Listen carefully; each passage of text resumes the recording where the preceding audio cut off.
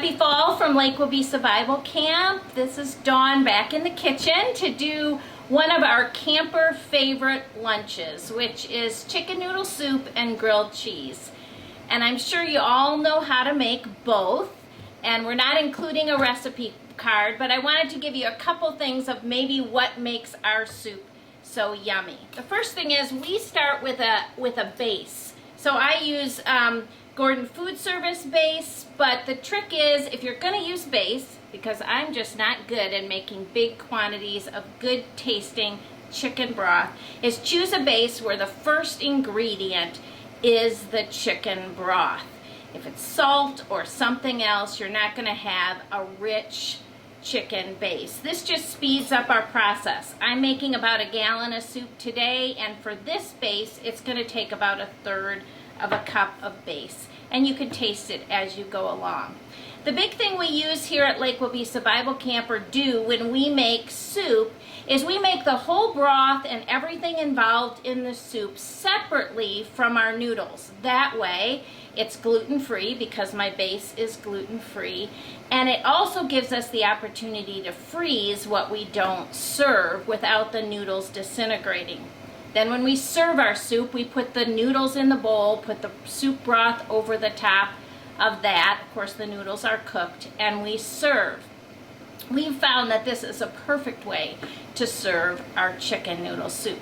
I add onions and celery and carrots to boil, and then I add things that I happen to have on hand. Often veggies that haven't been served that I've frozen specifically for soup, or produce that is past its prime but I can dice up and add to a soup. So today I'm adding onions, carrots, celery, some green beans, and then I'm gonna add some chicken breasts that I've cooked and diced up to our soup from chicken breasts I had left over from this week of cooking.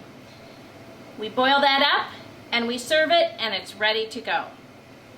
All right, we're gonna make our grilled cheese. You've all made grilled cheese, but in case you're wondering what makes camp grilled cheese different, the number one ingredient, camp. Number two, we always melt our butter and brush it on our bread. Of course, if I was doing gluten-free ones as well, I'd use gluten-free bread, and I do those before anything else. And if you're making 150 grilled cheese sandwiches, you need to start early. So we do creating all our grilled cheese first and put them in layers with parchment in between, so that then when we're ready to cook, they can peel off and go right on the grill. We never use American cheese at camp. Usually it's either Colby or a cheddar cheese, unless we're doing a staff make your own grilled cheese, in which case staff will choose whatever cheeses we have. They love to add things like sliced onion, sliced tomato, even sliced apple. Sometimes we have turkey or chicken and bacon.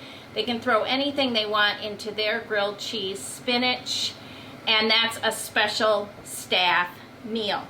So we brush both sides, and then if I had a whole pan of these, I would put another thing out. I'd lay all my bread out, and I brush it with butter, flip, add my cheese, another piece of bread, brush them all with butter, and then they're ready to go.